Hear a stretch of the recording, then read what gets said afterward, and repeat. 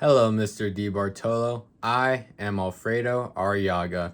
Now, the phenomenon that fascinated me the most was map distortion and its effects on how we perceive the world.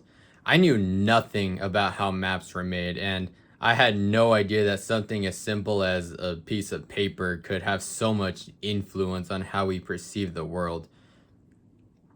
A major example of this is the Mercator projection. This map is infamous for distorting Greenland and for making Europe the center of the map, which led to a lot of bias towards them, and it led to people largely ignoring the entire southern hemisphere. Even to this day, the southern hemisphere is largely ignored. I will remember this in 6 months' time because maps they're all around us, you know?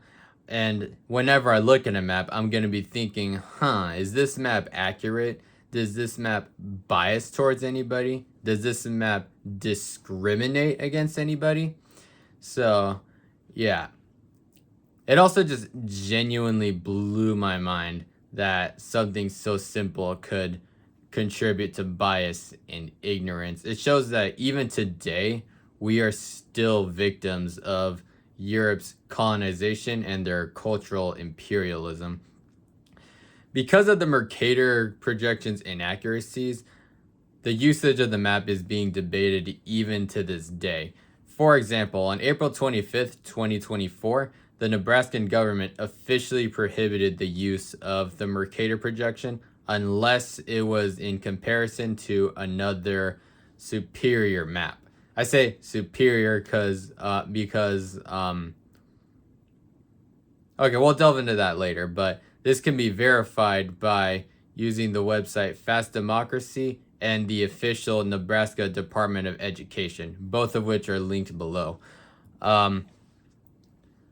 Elizabeth Streets has an article in the Cartographic Institute, which again will also be linked below, which discusses the alternative maps, which I said were superior. These include Peters, Robinson, Winkle Triple, and Mulweed.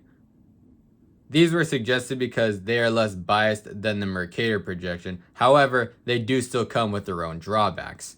This topic relates to my government class, in fact, because we're currently learning about the Bill of Rights, the amendments, what's considered constitutional, etc.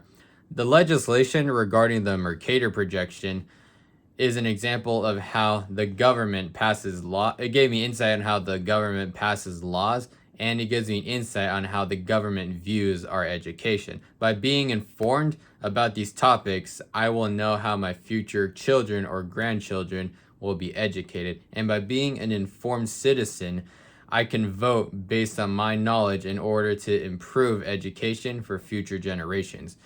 This knowledge will also help me when I travel because by knowing how big landmasses actually are, I'll have a better idea how long it will take me to reach a certain destination.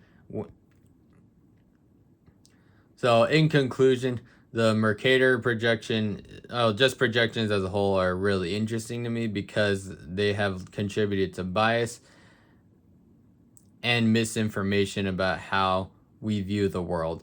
Even to this day, it is still being debated, and hopefully we can all come to a conclusion and figure out a proper map to use in order to educate everybody so that there's no bias and that we all just have a better understanding of how the earth actually is.